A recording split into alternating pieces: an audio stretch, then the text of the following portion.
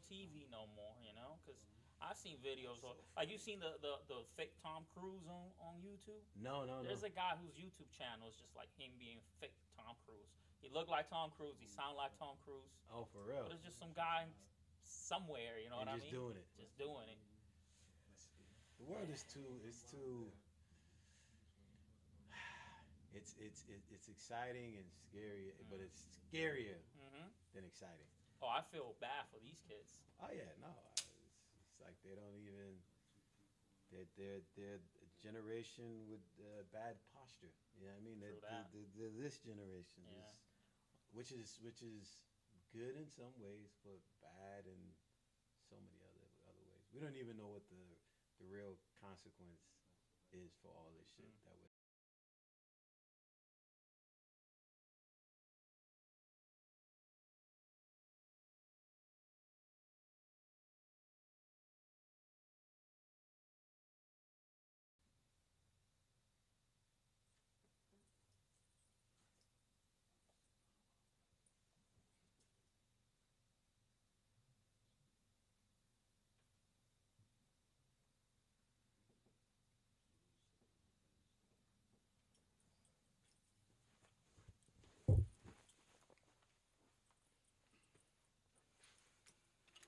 Hold on, hold on.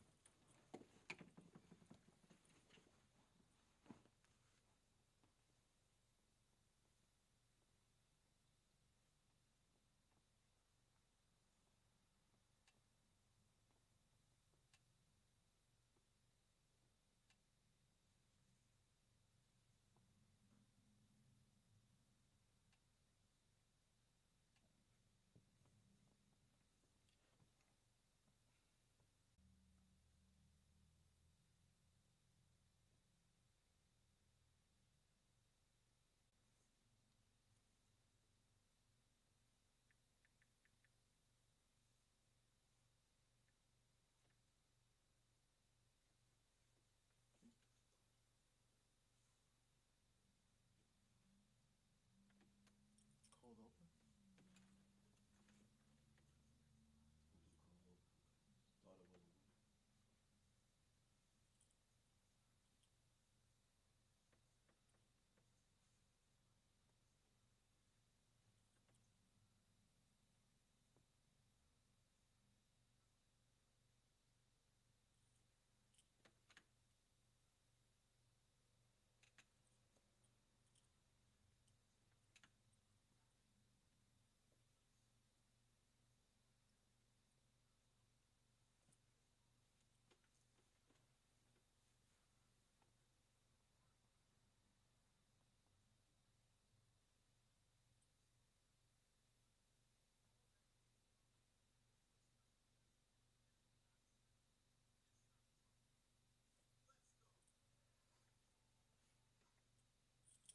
Me.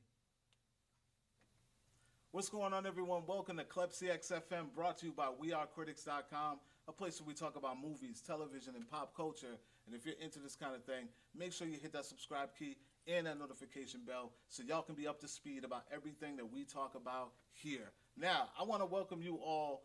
If this is your first time coming to the channel, I know there's a lot of people who've been hounding me to get back into this and start talking movies all over again. And that's what I'm going to do for you guys, because what else are we going to do?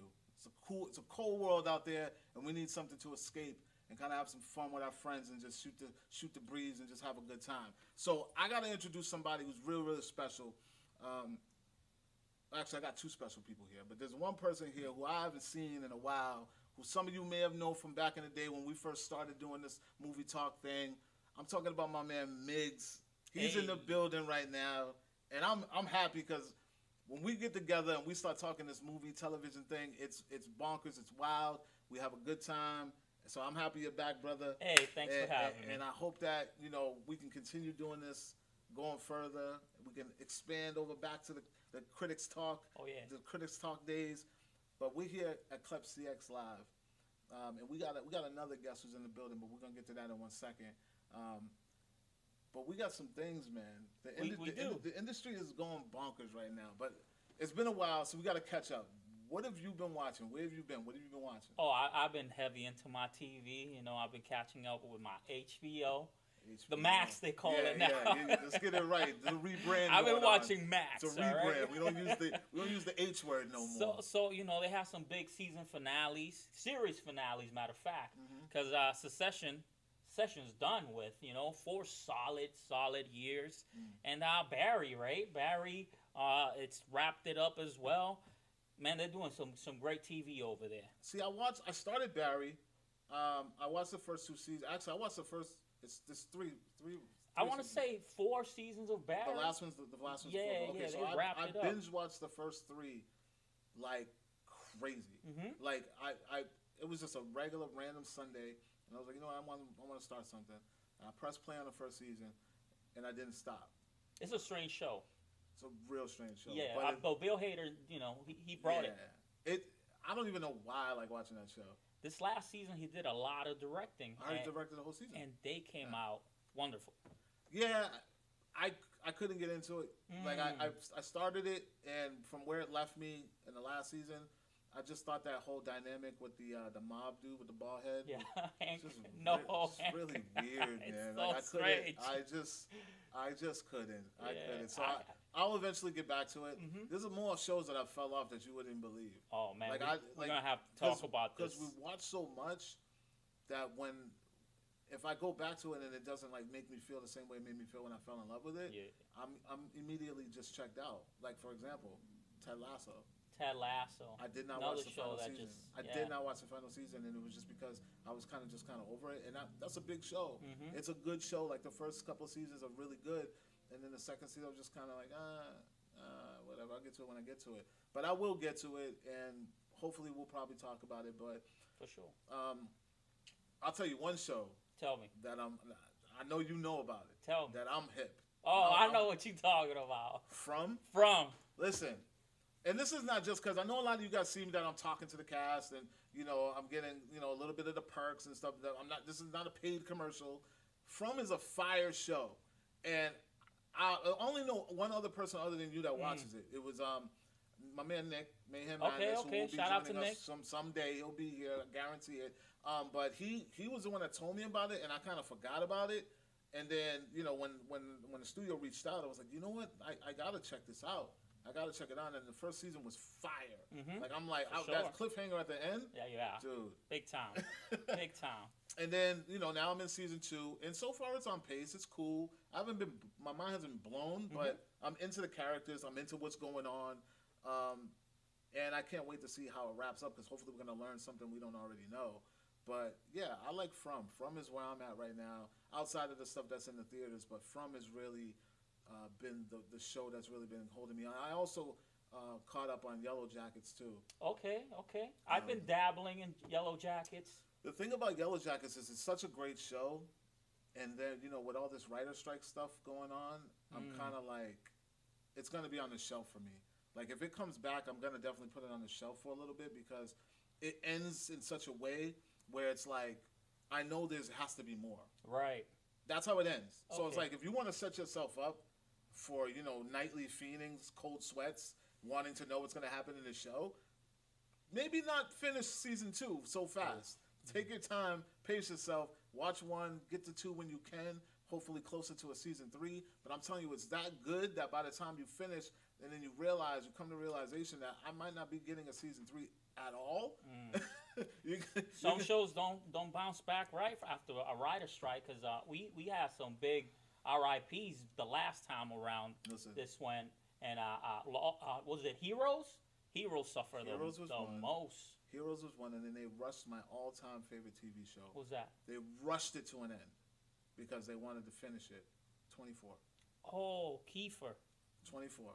My all-time favorite show. If you guys have not watched 24, what are you doing with your life? It's an interesting concept. Go watch 24. It's the best concept. It's a great concept. It's a concept that's bigger than its stars. It's bigger than everything about the show, other than the writers. I'll give it to them. Yeah, I mean, the whole season is 24 hours. Yeah. So every episode is 1 hour of the day. That's all you need. Yeah. If someone pitched that to me, I'm like, take all the money. Do as you may. Do as you may. Hold the bag. You're gonna kill children? Do as you Whoa. may. You're gonna kill animals? Bro, Do as you may. chill. Nah, I'm playing. I love the children. I love the animals. I'm just love saying. the kids.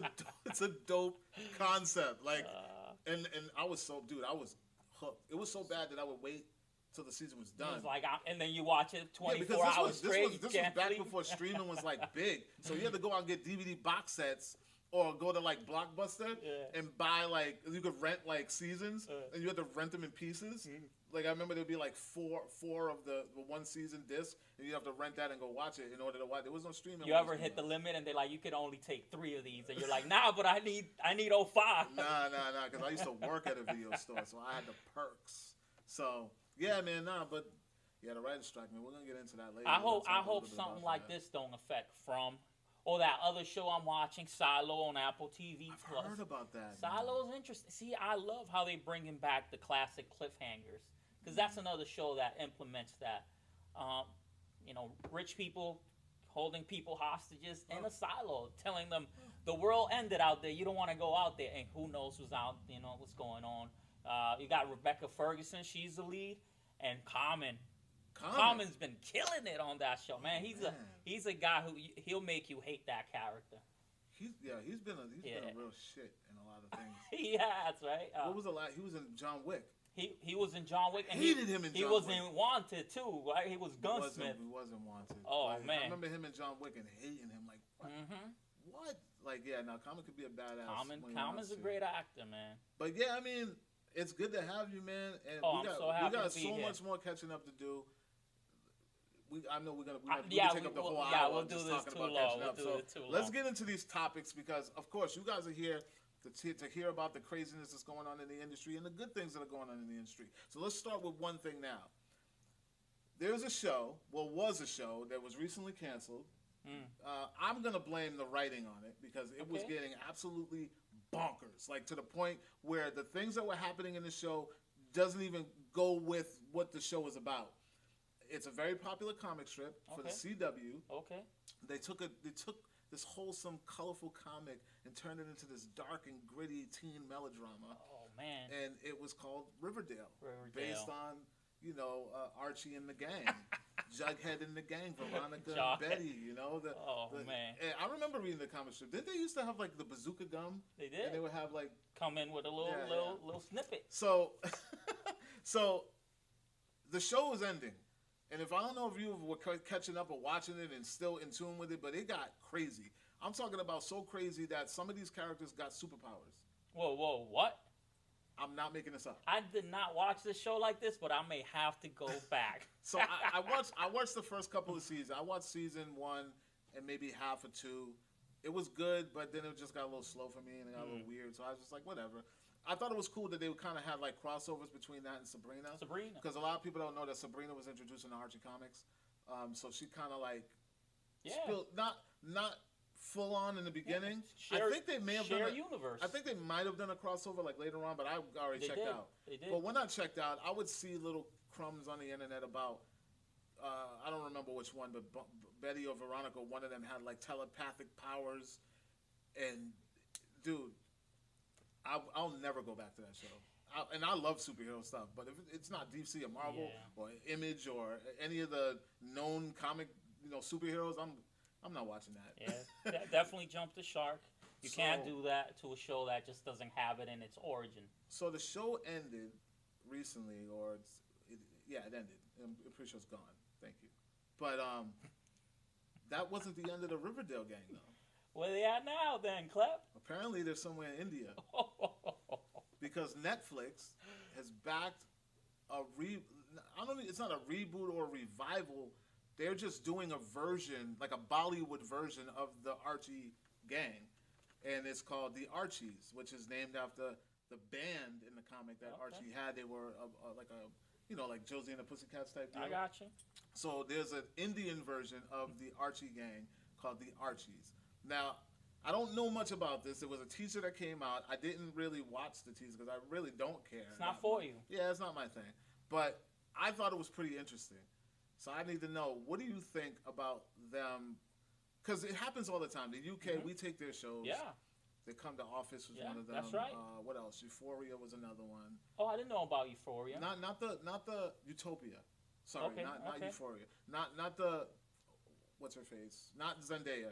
But yeah, so we take shows all the time. I think we even take game shows. A lot of game shows we have, they're not even like U.S. game shows. Yeah, American Warrior, right?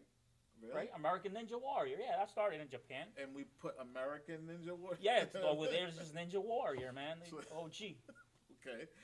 So what do you think about Archie? Going in the Bollywood route. Do you think? As long as they keep it legit to their culture, and we see the Bollywood dances, and they're making Indian, sounding music, why not? Do it up. We might learn a thing or two from the Archies that they should have done on, with the Riverdale gang. Yeah, I mean, it's a pretty cut and dry story. I mean, teenagers are teenagers pretty much everywhere in the world. Just the hormones, right? Yeah. About to watch the Indian kids go in on their hormones, bro. Yeah, so I mean, I don't know. Zoya Akatar, that's her name. Zoya Akatar is the director. And this weekend is Netflix's Tadam. Oh. So I'm pretty sure we're probably going to get like a first look or something of that this weekend. For those that don't know, the Tadam is Netflix's like kind of like convention, but it's online and they show all their, their new stuff that's coming out. So, but are you checking this though? Are you watching this? I am not watching the Archies, even though I will be on the lookout just to see if they make some buzz, because you never know. What else can they adapt after this? Can we have maybe Extraction, Chris Hemsworth? They'll just do a version of some Indian guy just rescuing all types of hostages. Speaking of Extraction, I skipped out on an early screening of that. Oh, why? It comes out tomorrow. Okay, all right, I got you. Watch it at home. But yeah, man. I mean, that's it. The Archies, guys. If you are interested in checking out the Archies, please check out the Archies.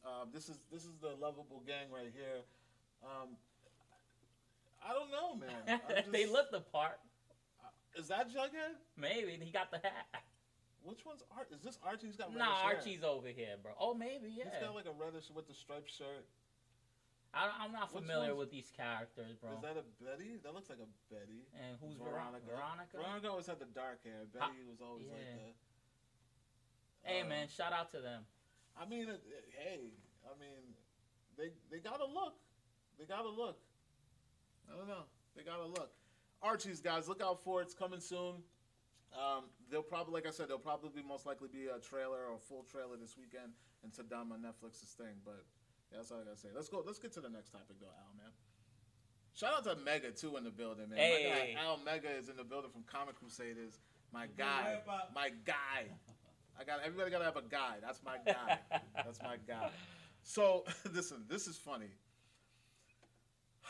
A big pink bomb has dropped on Tom Cruise's world. Okay, all right. A big. This gotta hurt for him. A big, gigantic pink bomb. There's this thing, IMAX. Yeah.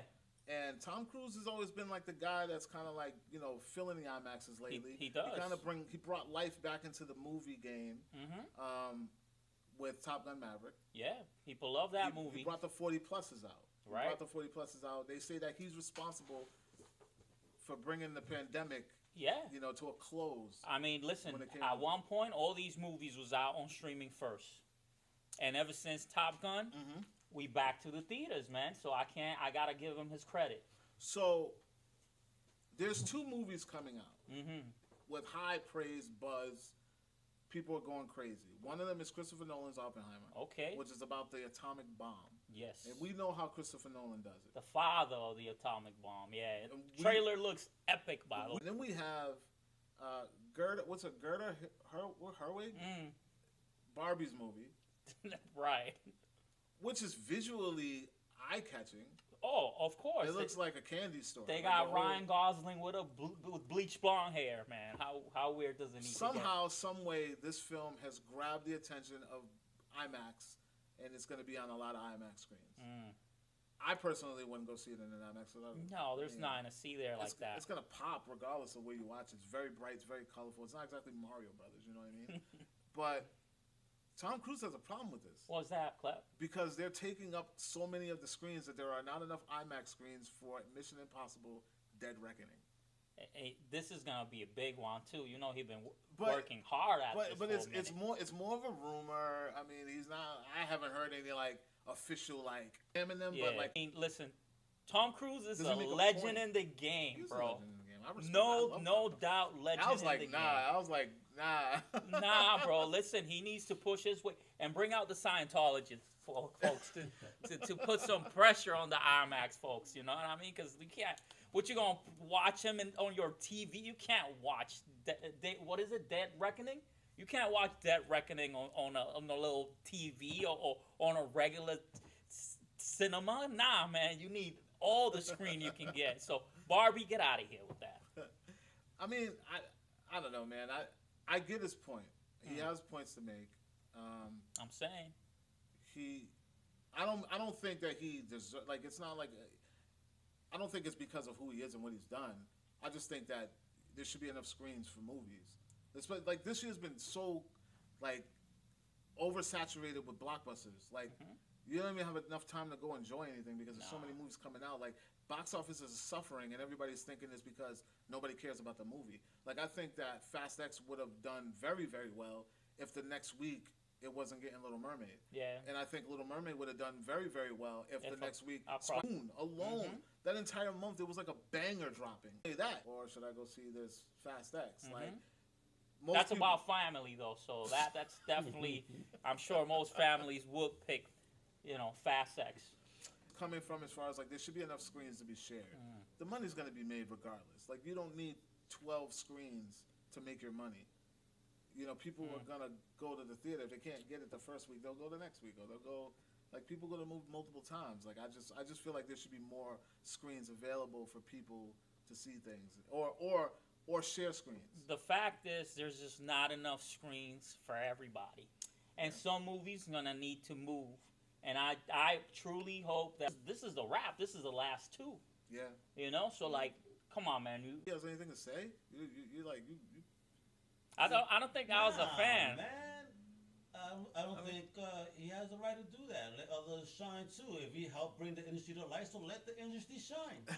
You know what I mean? So take your one little screen, and if they don't have it, wait your turn. Move your movie. Bring it to Paramount Plus. He said, you hear that? He said, Tom Cruise, move your movie. Yeah.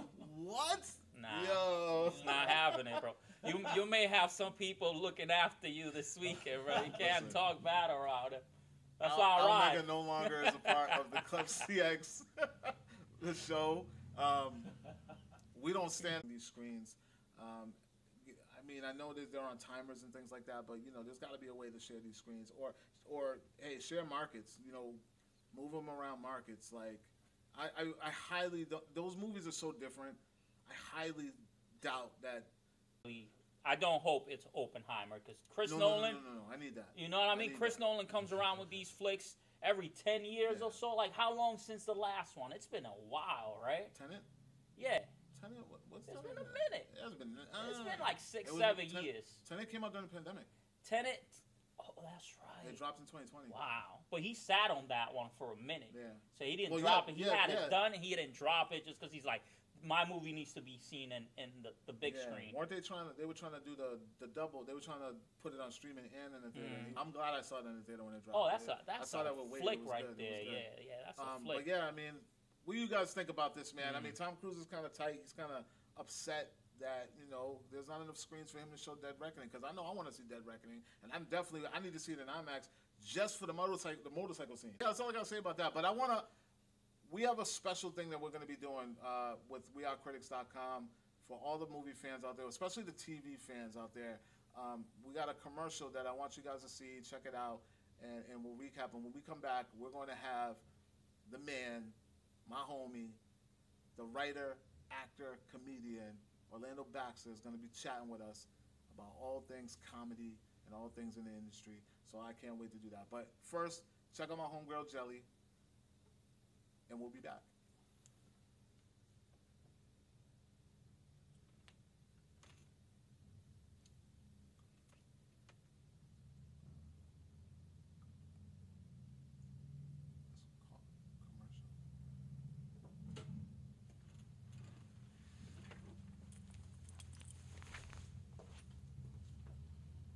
Hey, fellow critics, I am Jelly, and we are CritiX.com had a way to get you involved with the updates that we report in a segment we like to call Stream a Little Stream. You tell us what you watch, are watching, or looking forward to watching, and we will use our platform to keep everyone up to date about what's worth streaming or about to stream. And we will share that on our platform week to week. So head on over to Twitter, follow We Are Critics, and tell us what shows or movies streaming you recommend. After all, it's not about what we like, it's about what you like. I'm Jelly for WeAreCritics.com. Until next time, it's sweet streams.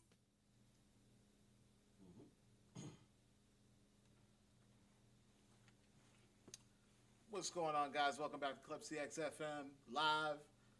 Listen, my next guest, we gotta put the boy up on the screen, man. We gotta put the boy up there, man. My next guest needs no introduction. One of the funniest mans I know. Hey. Maybe one of the funniest people you know. Mm-hmm. Writer, actor, comedian. He's been on Conan. He's been on 50 Cent's comedy event on BET. We're talking about none other than Orlando Baxter. What's going on, man? I'm happy to be here, brother, man. Yeah, I'm happy you're here. Listen, you took the time out to come hang with little old us.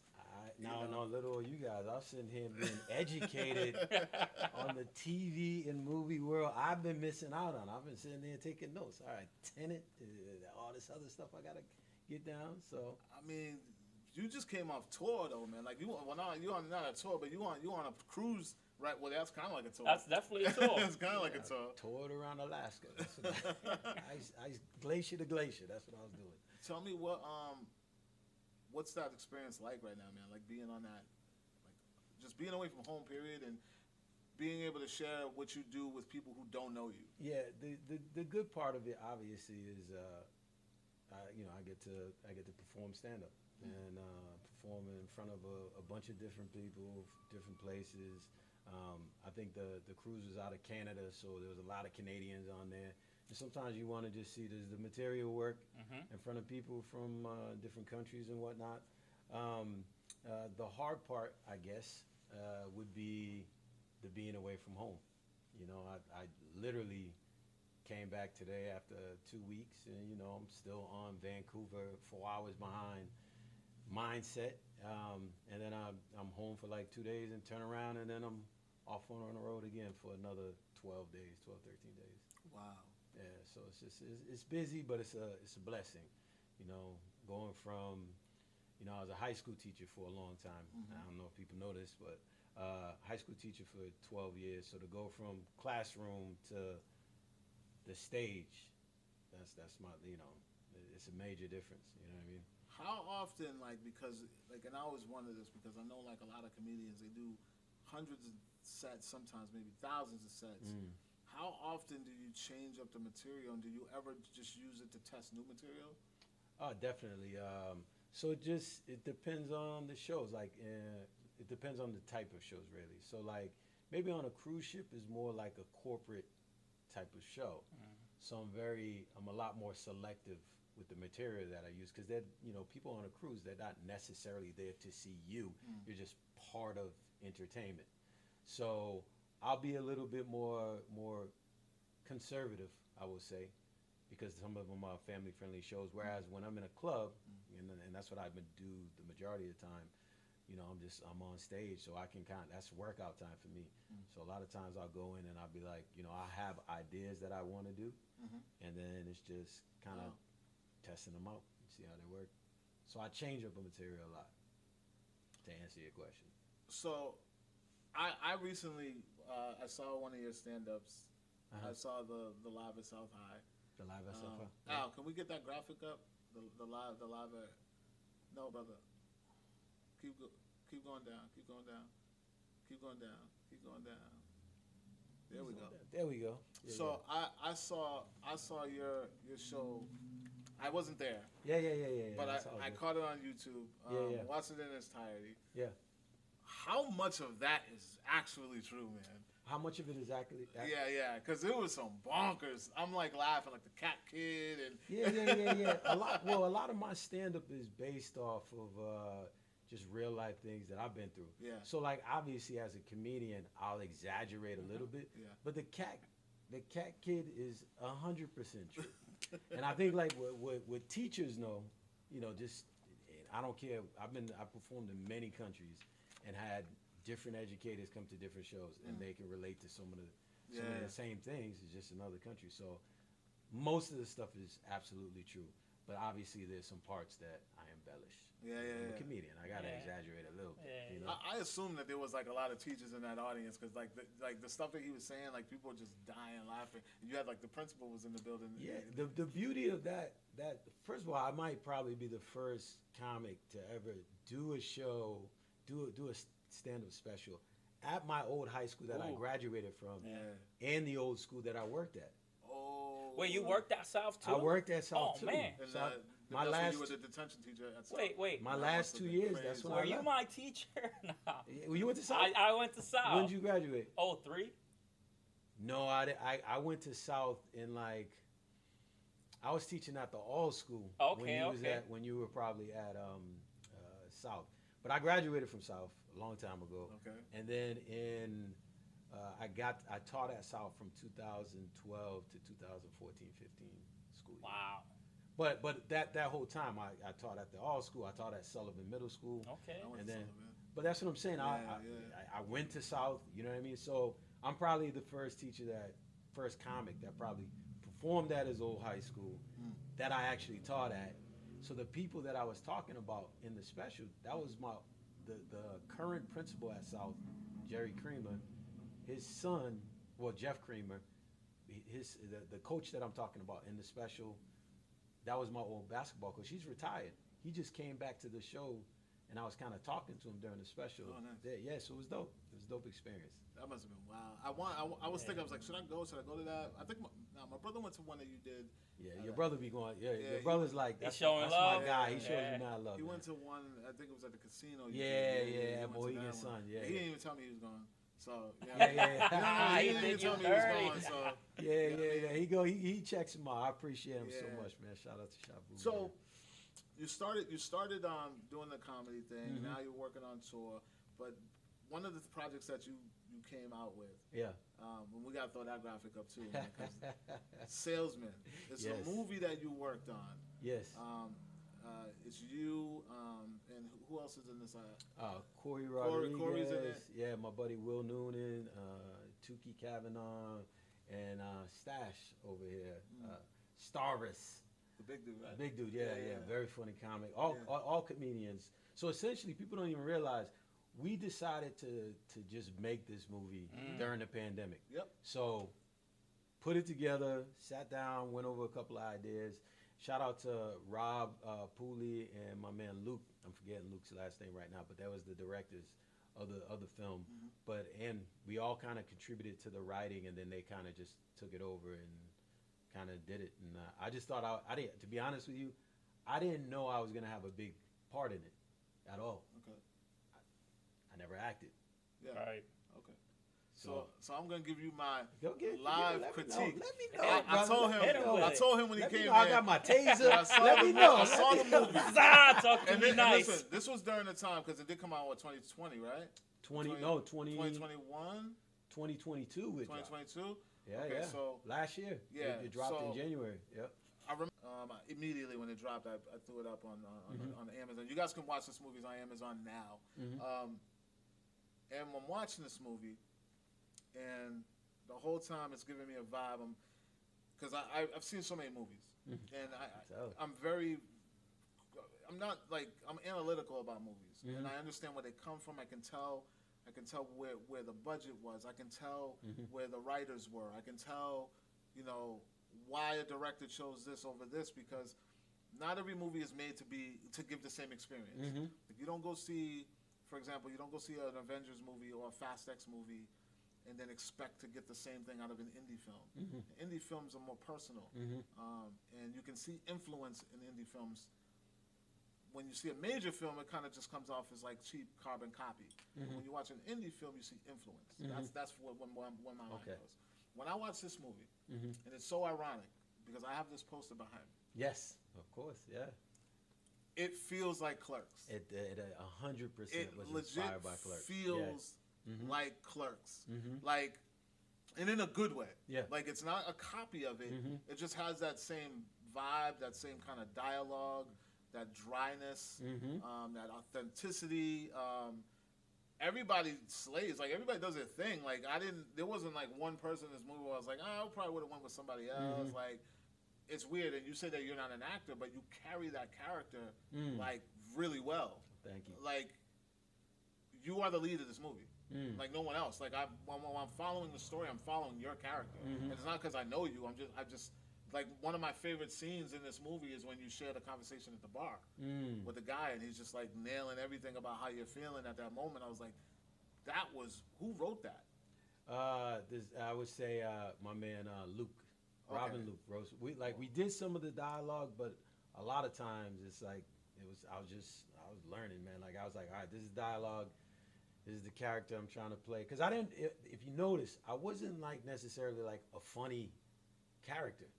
But you were. But I was funny. Yeah. But I wasn't like, so for me, I'm like, when am I supposed to be funny in this? And I think that I think that character, like, I'm laughing because I'm like, yeah, I probably would have did the same exact thing. Or like, it's just that wild, it's just that crazy, it's that bonkers.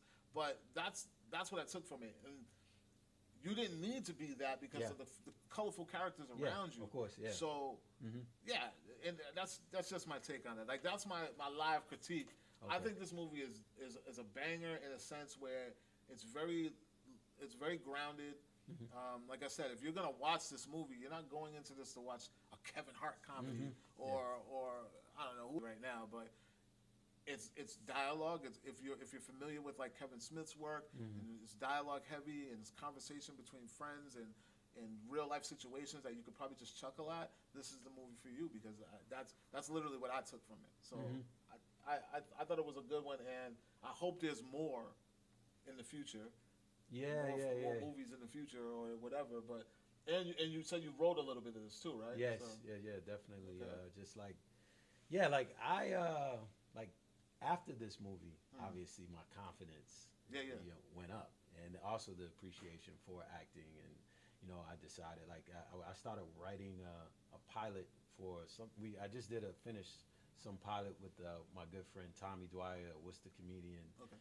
And we have something coming out that should be dropping on, I think, YouTube. I don't even know when, because I'm like lost half the time. Right. I just know they take care of everything. But I actually wrote in and acted in that as well. So we'll see how that one goes. And when's that coming out? They're doing a trailer for it. They're showing the trailer.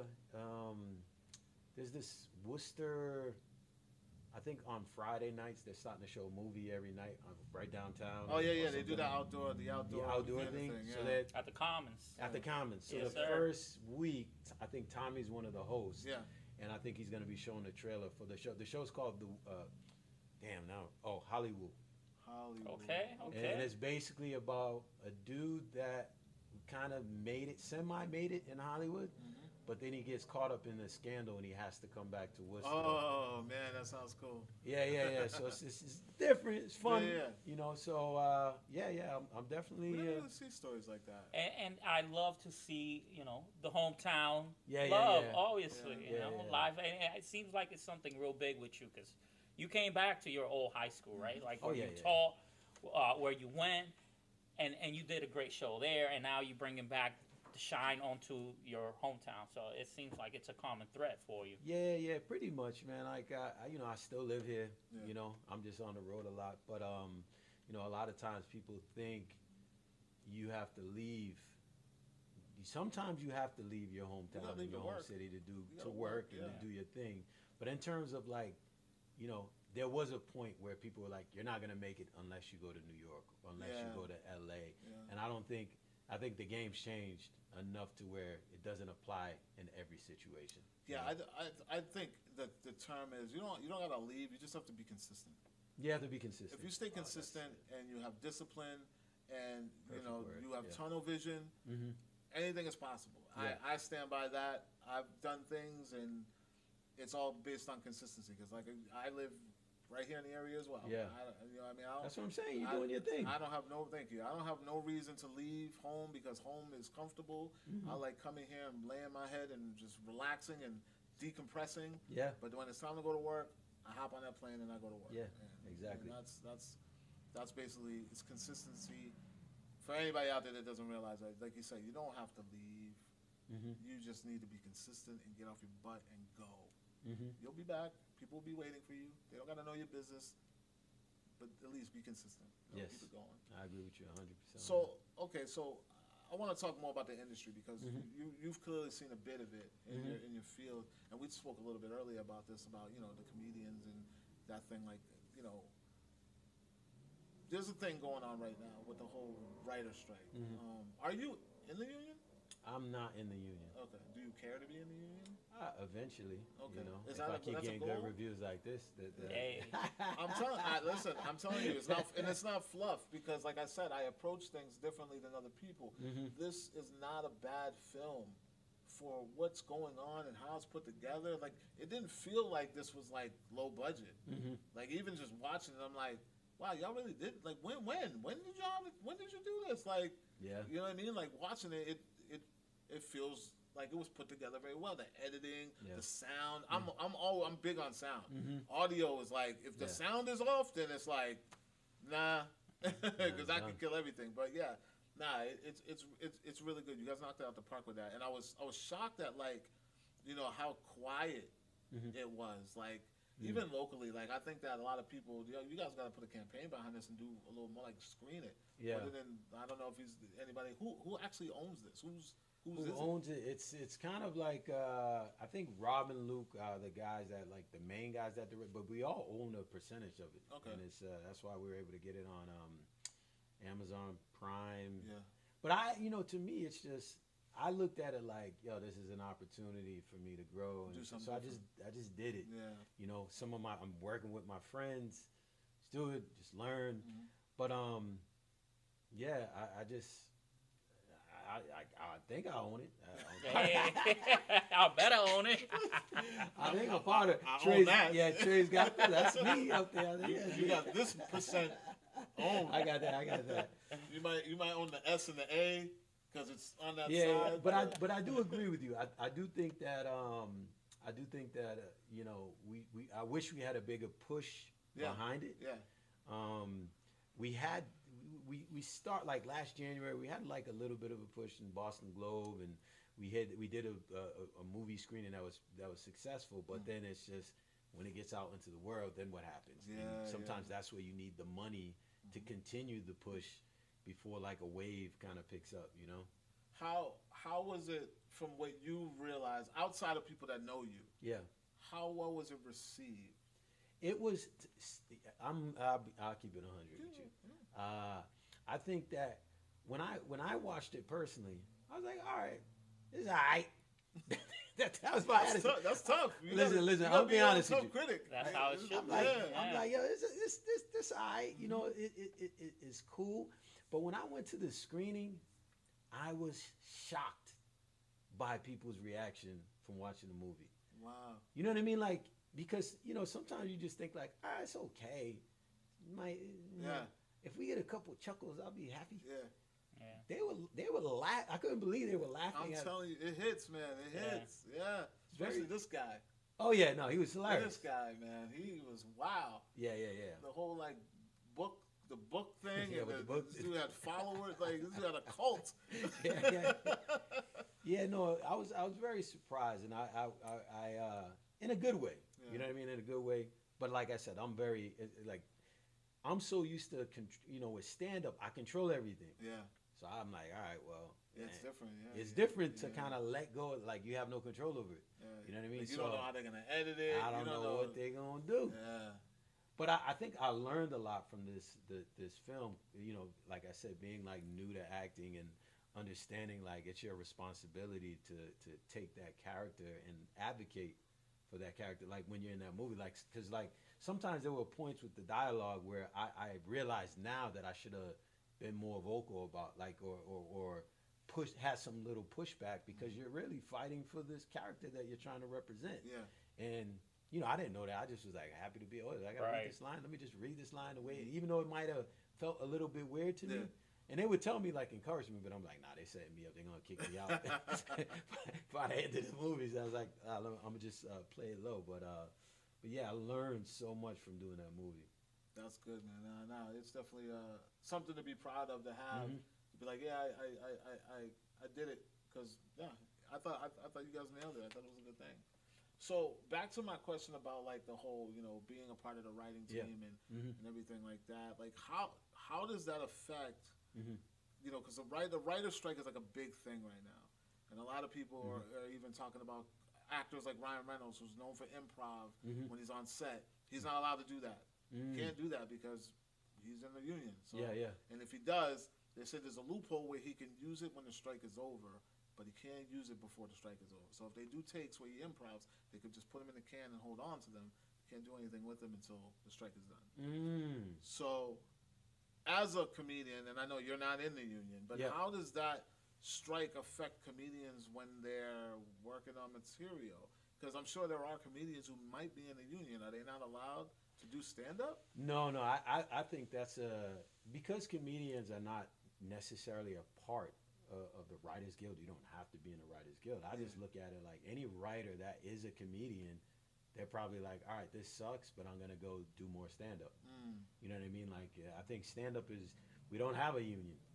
You know what I mean? So it's like, yeah, they'll go out and they'll work. I wish I knew someone that was a writer and a comedian because I want to know if they're allowed to write material. Can they come up with new stuff? Yeah, because Can they write material for, as far as for the stage? well, or yeah, just- that's what I mean. Because because I know a lot of comedians. I know they don't put it out there, but a lot of them get written material from other comedians. Like comedians write from Oh, other yeah, comedians. yeah, so yeah. imagine if, say, someone like a Ryan Reynolds was a writer for a comedian, or are they like? Is there a loophole? I think I don't even, to be honest with you, I don't think it's a loophole. I think it's like, you're a baseball player. There's a baseball strike, You can't do and anything. you're not doing anything with baseball, but About to go play wiffle ball. yeah, I can go do something, like, cause stand up is its own entity. Like, everybody comes back to stand up. So whether it's cause 2007, 2008, Yeah. that was around the last writers strike they had, right? Yep, 2007. People were still doing stand up during that time. I was around that time. Yeah. So I don't think it's a loophole. I just think that it's separate. No comedian has to say like, oh well, I'm a writer now, so now I can't do this, that, and the other. That's so weird, man. It's like so strict. Yeah, well, you Yeah. gotta walk the line, you And, know. and now the actors are about to negotiate on the 30th. Yeah. So now it's like I seen that the directors just they're cool. They're right good now. right now, Yeah, right? they're good. I mean, directors getting paid regardless. So I really think the writers do need to get a little something because we wouldn't even be enjoying any of this stuff. It wasn't like you guys put so much into this. yeah. You know what I mean? So imagine they're telling you get the bare minimum. You know what I mean? This is not cool. Well, I think the game has changed as Oh, well. The game So is you add in ruined. this whole social media element to it, this online streaming element to it, and you don't include none of this stuff in the none of that is in this. No assurances. Yeah, for exactly. them, So yes. people deserve a bump. You're profiting from all of this. Right. The work is still being done. So why wouldn't you? Well, the problem is the transparency. The streaming services are not providing the transparency on where residuals are coming from or what that looks like. Yeah. So a lot of them, that's more of the argument. Like we want to know what's coming in so we can see what we Yeah. deserve. And I think it's a little grimy. I think it's a little crazy, but you know what I mean. The streaming itself, whether on the music platform or movie platform, has single-handedly kind of destroyed the industry overall. I have my gripes about, I enjoy streaming. I love watching movies. I really miss the days of hard copy, go out, pay for it, bring it home, enjoy it. Streaming's fun. I mean, I get it. We all want to be lazy and we just want to click the button and watch it, but we have to understand that for our luxury, something else must suffer. Yeah. Something else will always suffer for our luxury. And Yeah. I feel like a lot of people don't want to think about that and they don't care. Because it's like there's an artistry. Someone has created this entertainment for you. Yeah. And for you to have it the way you're having it with such ease takes away from something Yeah. or Right. someone. Yeah. Someone, and no one is actually just taking a breather and just thinking about that. Like, You know, like I seen a person comment under this thing, because Snoop Dogg had talked about, you know, the music industry. Mm-hmm. He posted a comment about, I guess he was at a conference speaking, and he was talking about how the music industry there isn't one. Mm-hmm. It's in shambles because of streaming. Streaming destroyed it. And I saw, you know, a young girl. She commented under it, and she was like, I'm not paying $13.99 every time my favorite artist drops an album. Oof, that's cheap. That's I used to pay 20 plus. I'm Yeah. like, dude, we pay $20 a month for Netflix. Yeah, I know. And you know what I mean? It's like, and we don't even like everything on Netflix. Yep. So you probably watch like 2-3 of your favorite shows on Netflix. Yeah. If that, until they're done. Yeah. And then you just sit there and pay it every month until the next season comes out. Yeah. But you know what I mean? And I don't know, it's just that mentality of like, remember, we come from that generation where like, dude, we were lining up at the record store Yeah. to buy, so we understand what it meant to have that hard copy. Mm-hmm. And you know, we had the disc.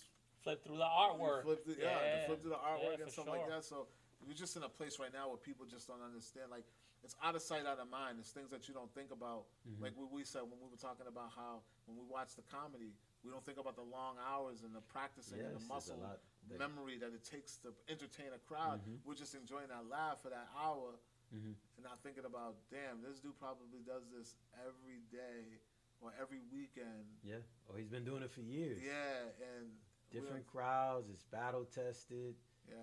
and then it's being filmed as well. Like, so when you have to also understand, like, even when you just like when you go to a concert, like a live show to me is always better than something that you watch on video for the majority of the time. Yeah, you know what I mean?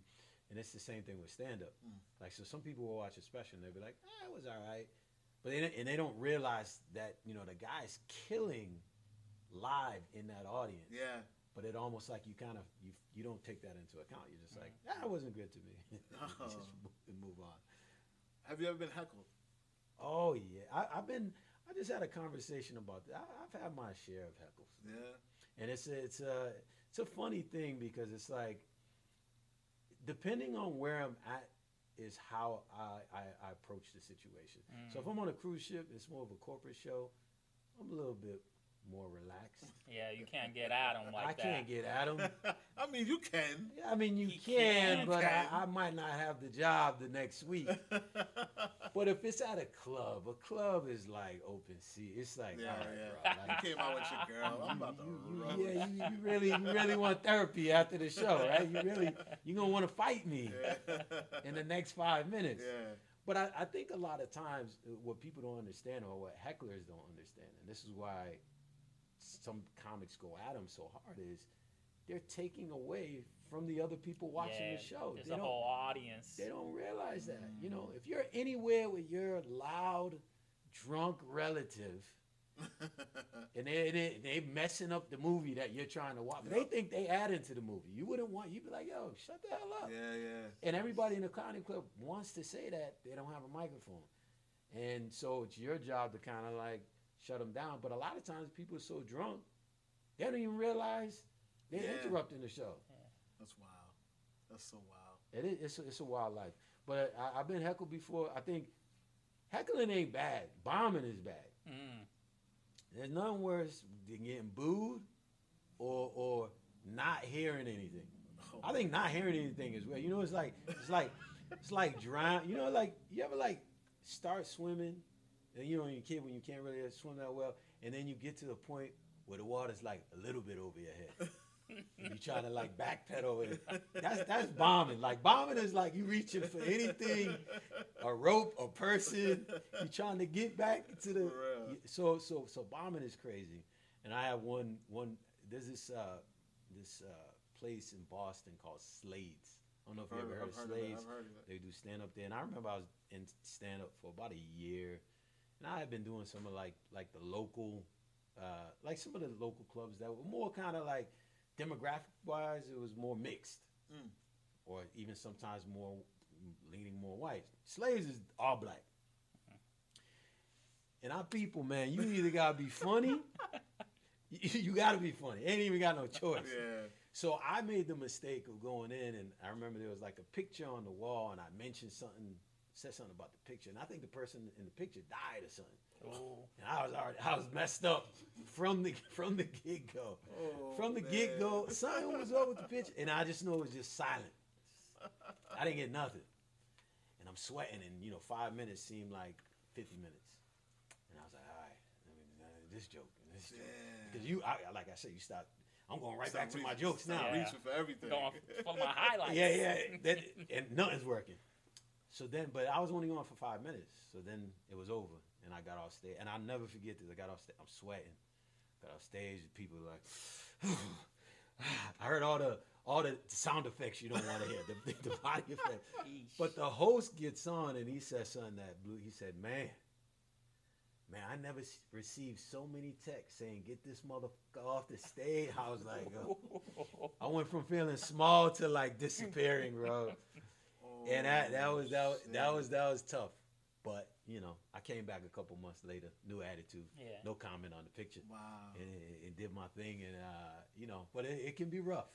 You feel like experiences like that made you a better comedian overall? I think that, it's like life. Like, even the most difficult situations, if you look hard enough, there's lessons to be learned, But when you don't learn the lesson, you just continue to repeat. But there's lessons you can take from it. And I think, that's the one, obviously, I don't advocate bombing. I don't, but you can learn a lot from them. And I learned not to talk about the picture unless... is he alive? What's the backstory on this? What's the backstory on the picture before I go ahead? So I learned something. So yeah.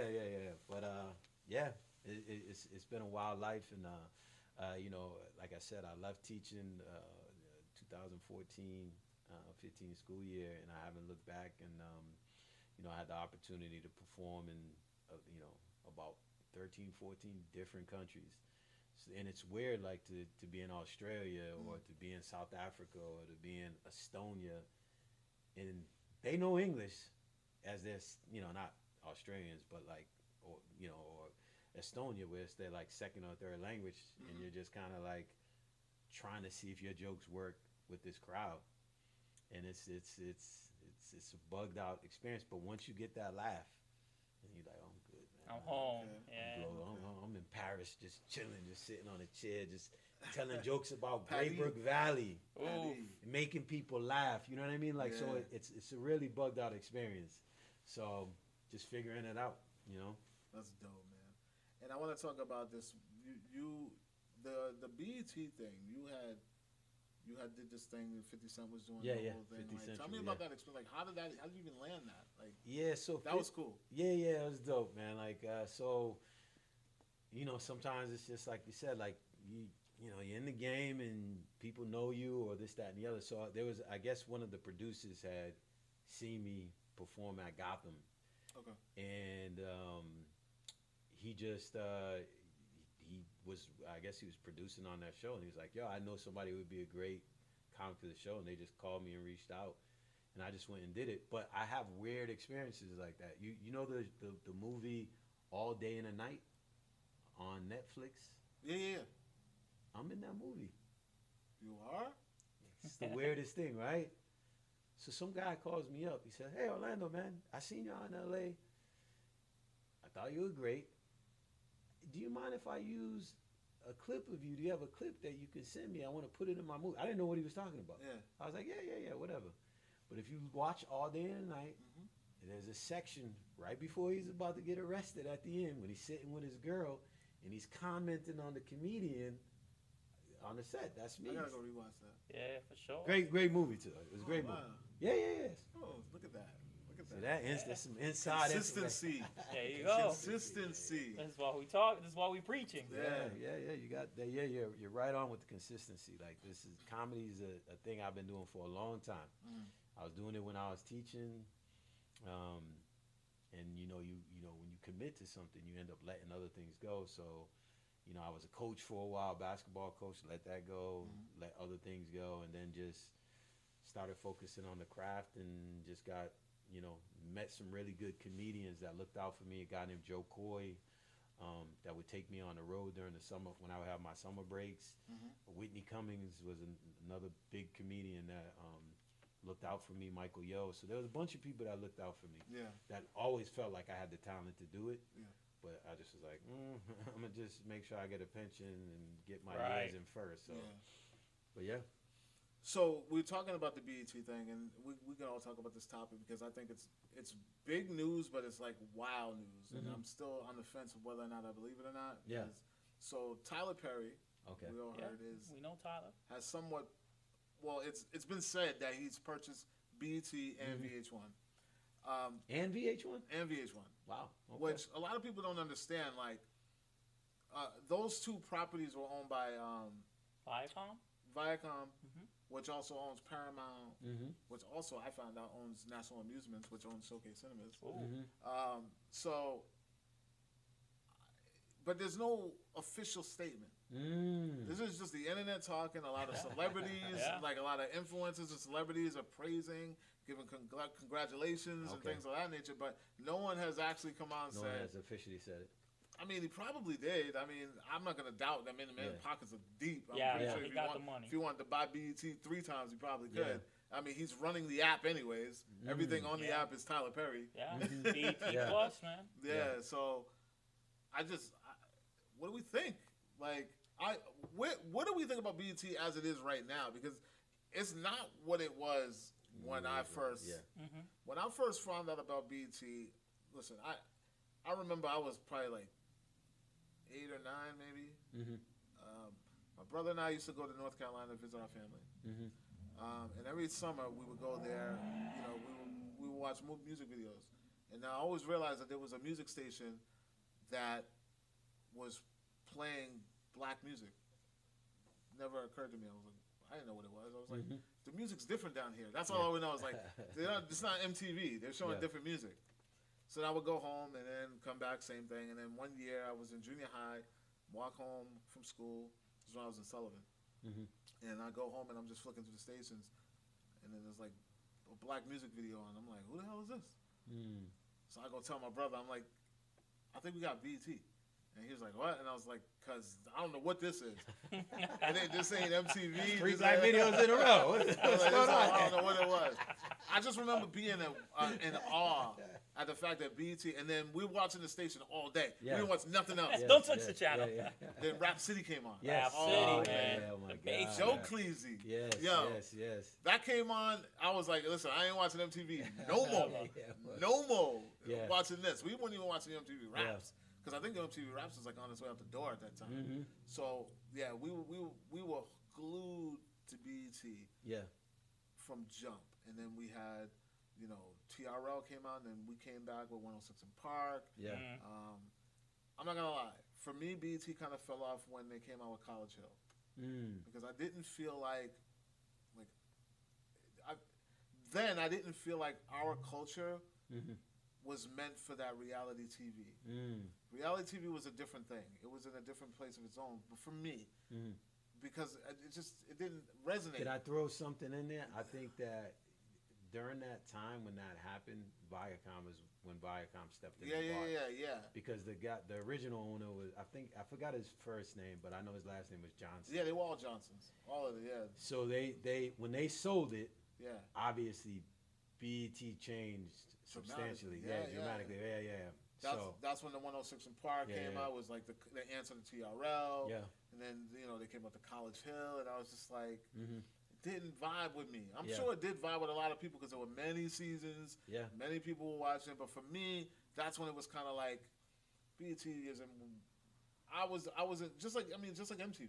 It was Yeah. always about the music for me. Yeah. I watched those stations strictly for the music, music programming, interviews with celebrities, music news. That's what I watched those stations for.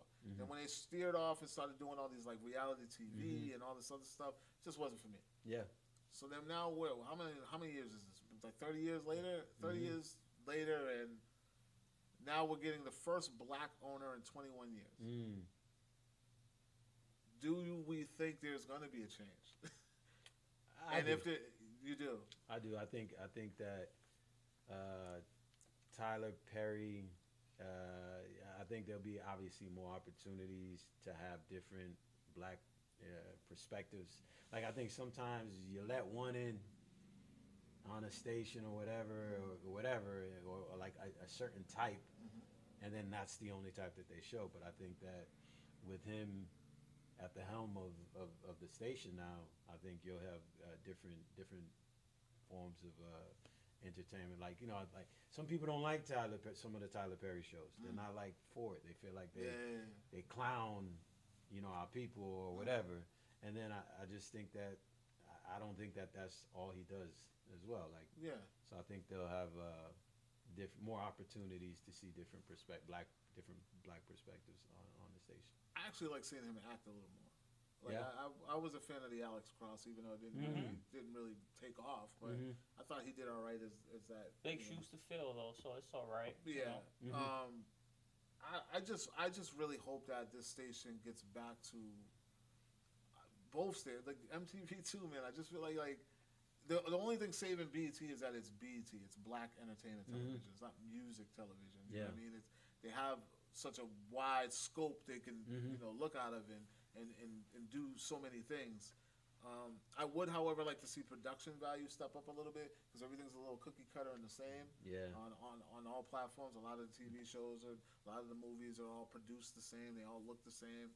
It looks like the same person directed or wrote them. I would like to see a little bit diversity in that, or just a change in production value. But I hope. What do you feel? Do you think it's going to be a good thing, or? I mean, congratulations to him. This is a big move. I know he got the giant movie studio out there in Atlanta, and maybe that will definitely help with what you're looking for, right? That step up into the production. I mean, that's what I would love to see more of maybe the classics, right? Like bring back something like Hits from the Streets. No, maybe not that, but what we did grow up watching, right? Like we talked about The Basement and the impact it had on you. Comic View, right? Come on, man. Like there's probably something to be filled there, right? Like let's bring that back. It worked in the past. I know they push a lot of dramas nowadays. They also have a lot of comedies, right? Like classic sitcoms. It works. Let's do it. Let's expand. Let's make it bigger. Why not? Do you think that is going to be an issue though? Like, see, my whole thing now is with the power of online entertainment and social media in general.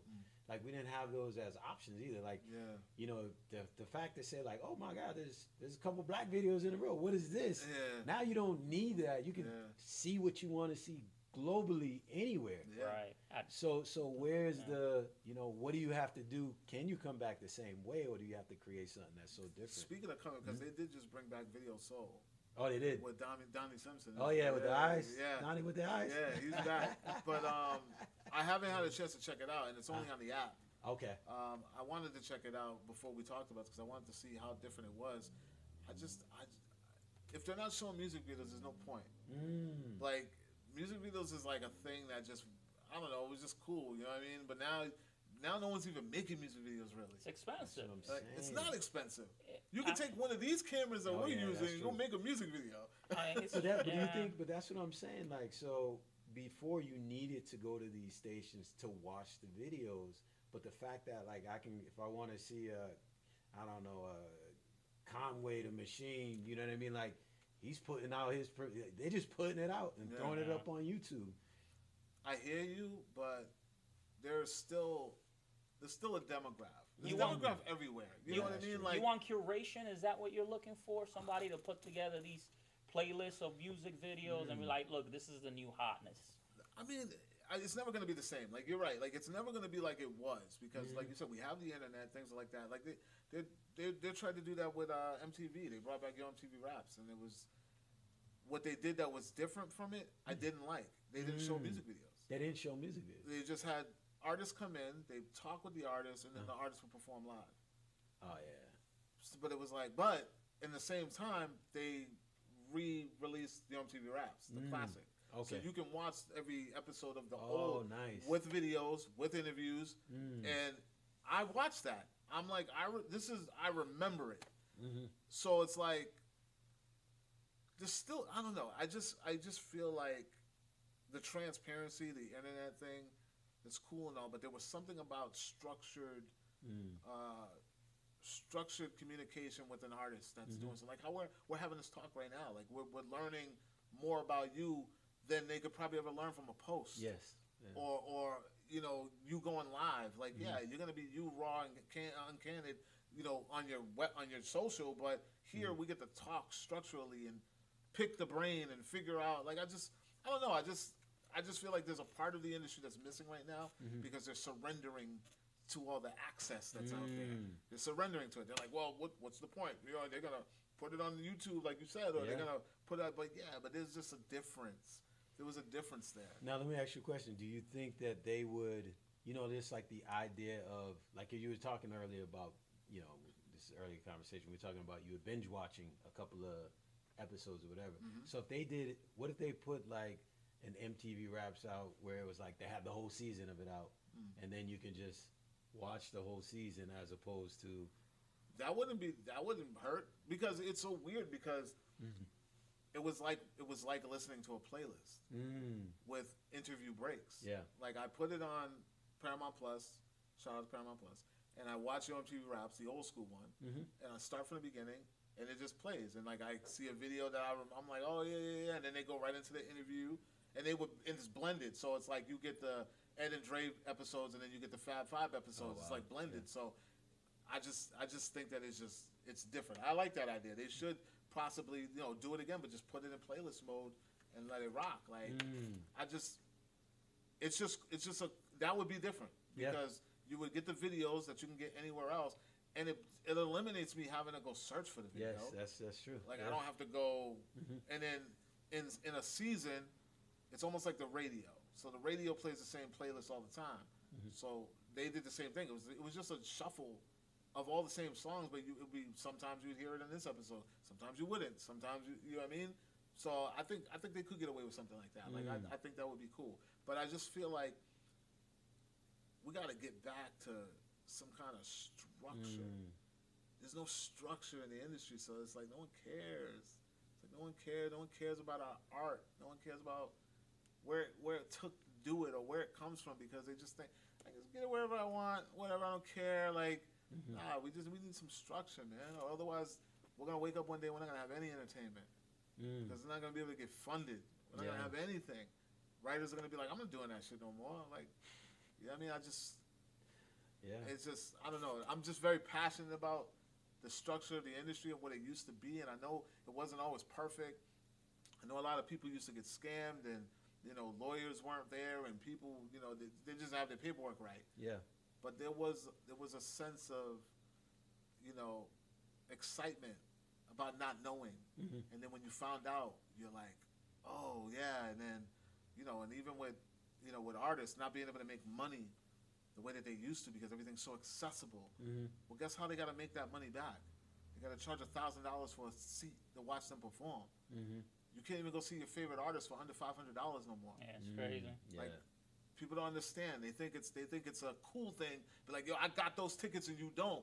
But bro, you paid like $800 to not even be in the front row. In the nosebleed. Yeah, it's nosebleed is like $350 now. Yeah. Because they gotta make up for the money they're not making anywhere else. Yeah. Like, people don't understand that. That's just that's my passion about this. I know I'm ranting right now, but I'm just passionate about the art and the industry and where it is, and people aren't thinking. Like eventually, if we keep going down this road, there will be nothing. There will be nothing because nobody. It's a race to the bottom. Nobody wants to pay for anything. Everyone thinks they deserve it for free. They think that that's the wrong mentality. Entitled society right now. It's crazy. It's crazy. It's just. I mean, and it's almost like, I feel like it's almost better for like artists like yourself who are just starting because you're not as accessible. So it's like they like you. This is the only way I'm going to get to see this now. So you get that. But then what happens when you just like, you get bigger and then you start noticing the loss because you're so in demand that people will get what they can however they can get it. They're gonna I'm gonna go download that Orlando Baxter special. yeah, I'm not yeah. gonna go pay Yeah. for Netflix to watch it, or I'm not gonna go see him live. I'm just gonna go download it. It's like they don't understand. Like Yeah. that same person that you built up. You bring it down. Yeah, you're just gonna bring it down because now you're not gonna go to their movies to see their movies no more. Like it's crazy, man. You see people like the Fast X thing. Like people are like. Where's everybody at? People just like Yeah. nobody came out for it. Yeah. You know what I mean? It's like blockbuster movies that nobody's coming out for it. It's like it's crazy. I don't know, man. I don't know. Hopefully we can do something, turn things around, some way that benefits everybody. Yourselves, us, the industry, the artists, the writers, the directors. I don't know, man. I just hopefully there can be a resolution. This writer strike is getting out of hand because the industry is even tripping and bugging because they're in a chokehold. They don't know how they're gonna make money, so they figure the only way they're gonna make money is act like they can't pay everybody else. But that's the wrong way to do it as well. So I don't know, man. Migs, you got anything left to say, man? Nah, man, this is scary hours out here, you know. And when AI come in here, start writing all these shows, and then Oh, people my really God. won't get paid. This is when it's really gonna change, you know. Like You're gonna do like an AI show where like you just have a screen up there and it's just you. Yeah. I mean, I think about it. Just depends on what the pay is. What's the pay? It's like is he live? I mean, he's there. You might not be live, but he's there. I'm there. I won't lie though. During that whole pandemic, which was difficult for a lot of people, I did not mind doing some of the comedy on Zoom. Really? How It was that? terrible. Yeah. Oh. As an artist, like it's like doing cause can't you don't feel have that it, yeah. interaction with the people. They can see you and there's all these little heads in there and they're laughing, but you're at home. But the best part throwing of the it was, emojis on, yeah, the like they emojis. like it, right? Emotionless stuff. But you know what was crazy? The crazy part was like the good part, I guess. The comedy sucked. Like the experience as an artist. But like closing that laptop when it was over and be like, damn, I'm home. Like not having to commute, you know, because everywhere I'm commuting everywhere to do 30 minutes. I might fly to Texas to do 40 minutes and then get on a plane and come back home the next day. You know what I mean? Like, so all this time you spent going to these places and coming back. But then there was like a year where it was just like all my shows were like this. Yeah. And then I can binge watch and enjoy movies and TV shows as much as I wanted to. But Wow. That's crazy, man. Yeah. I could not even imagine that. That's like no interaction, no vibe, like just. No one like not the audible laugh. no, Right? it was worse because it was like you had some people that were actually like they didn't turn the volume down on their phone. I remember I was doing this one show and this one lady's dog took her phone and is running down the, you know what I mean? You just see a mile, you know what I mean? You just see this thing on the floor, and you hear people screaming. So you have to do things like learning to mute the mics of everybody and seeing that they're laughing, even though you don't hear them laugh. Yeah. So you, like I said, many rings. How was it dealing with internet trolls? You got any bad ones in there? Nah, not really. It'd be weird if there was any. Probably spice the situation Yeah, up, yeah, to be right. honest with you. But no, because I think sometimes you have people monitor the thing and they would just which we you got people. which we didn't have it in real life. You know, in real life you got to deal with that drunk person. It's called security. Security. Get this guy out of here. Get 'em out. That's it. Get them out. Man, Orlando, man, I want to thank you for talking with us, man. Yeah, I appreciate it. It was a I pleasure. It was feel an honor like- to be here, I man. feel like we could keep talking forever. Like there's like so much about your world and that comedian life that intrigues me because I love stand up. Do you have another special in the works like you did? Because you put the first one on YouTube. Yep. Do you have anything else? Do you want to do that again? Yeah. I think I'm gonna end up shooting another one, if not early next year, then maybe probably like summertime. But I have a whole nother hour, but it's just more just figuring out, you know, what jokes you want to use, and then once you figure out, all right, this is the outline that I want to use, and then just kind of working it to make sure that this is what you want, you know, and then putting it out there. Word. I look forward to it. Yeah. Here's a key to that last special I did. I actually had a whole different set I was supposed to do. You And switched it last minute or something? the day of. Oof. The day of. So I never practiced, and I did a lot of jokes I never even did before because I felt like the moment was big in terms of, you know, I was at my old high school. There was a ton of former teachers that I had, teachers that I work with, former students. These are all people that were in the crowd.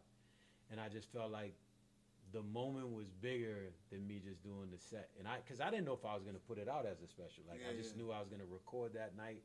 We were supposed to take some of it, and it's supposed to be 30 minutes. It ended up being 55. But I just felt like, you know, I had my moms in the crowd, and, you know, I just felt like the moment of it was like, yo, you know, a lot of people don't know about my life. Yeah. So in the beginning, I talk about my life before I get into the teaching and stuff like that. So, yeah, it was a moment. Yeah, no, it came out good. You gotta check it out, man. I definitely will. Check it out. Yeah. Definitely will. It's good. So, I mean, let everybody know where they can find you. You can. So look at this camera, right? Yeah.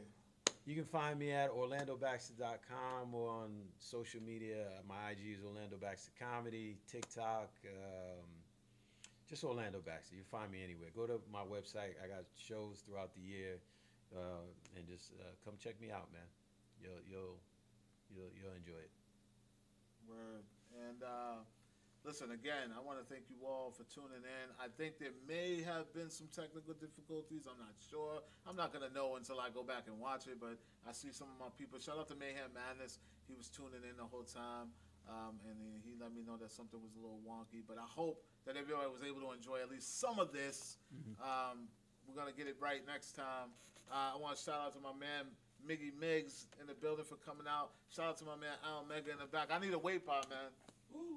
I need Big a weight pot! It's not Al Mega without the weight pot in the building. Listen, I want to thank you all for tuning in. Seriously, before we go, I have to acknowledge the fact that a very, very close friend of mine had lost her battle to cancer just this morning. It's been really, really tough on the family. And she was only 28 years old. I knew the girl since she was like a young teenager. Grew up with her. She became a mother. Very, very beautiful young daughter. And I just want to send my love to that family, to my best friend Danny, and all of you guys. I'm here. Love you all. Hope everything, you know, turns out. There's going to be brighter days. Juju, we love you. All right? And for more movie news, television news, and pop culture, guys, make sure you check out wearecritics.com. And I will talk to you all later. Oh, wait, and next week, we will be back, same time, Thursday, 7:30 p.m. And that day, I will be talking to TikTok star, none other than my man B-Mo the Prince. He's going to be here with us. So make sure you guys tune in, check it out, come join us. And like I said, if the technical difficulties was too much, we're going to get it right.